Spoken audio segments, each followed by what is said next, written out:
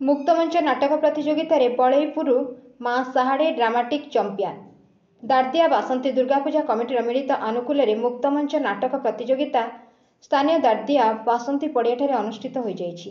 प्रथम रजनी रे माँ बुढ़ी जागुले भ्रमरकोला ड्रामाटिक क्लब नाटक परिवेशन करथिला आसीछि एका जीवी मु एका।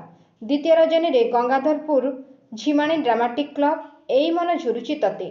तृतीय रजनी रे माँ साहाड़े ड्रामाटिक क्लब बलईपुर केते कांदुबुरे गौरा दास। चतुर्थ रजनी रे वज्र महाकाली पथुरिया ड्रामाटिक क्लब बाबू मुठे भिक दियो एवं पंचम तथा उद्यापनी रजनी रे धड़ीपंग ड्रामाटिक क्लब सेई गोटिए भूल पे नाटक मंचस्थ होइतला। एथिरे माँ साहाड़े ड्रामाटिक क्लब बलईपुर चंपियन होइतिबा बेले भ्रमरकोला ड्रामाटिक क्लब रनर्स अप होइतला। बलईपुर लगातार द्वितीय वर्ष पर चंपियन ट्रॉफी हासिल करथिला।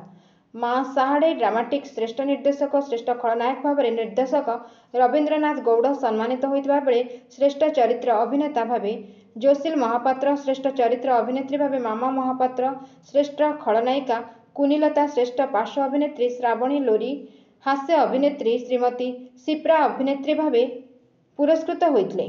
नाटकगुड़िक देखिबा प्रबल जनसमागम होइतिला।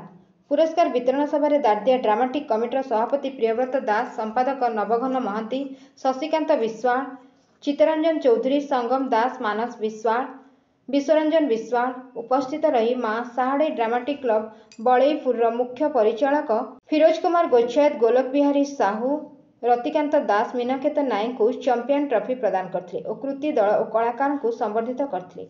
Bureau report, Ekamra news agency.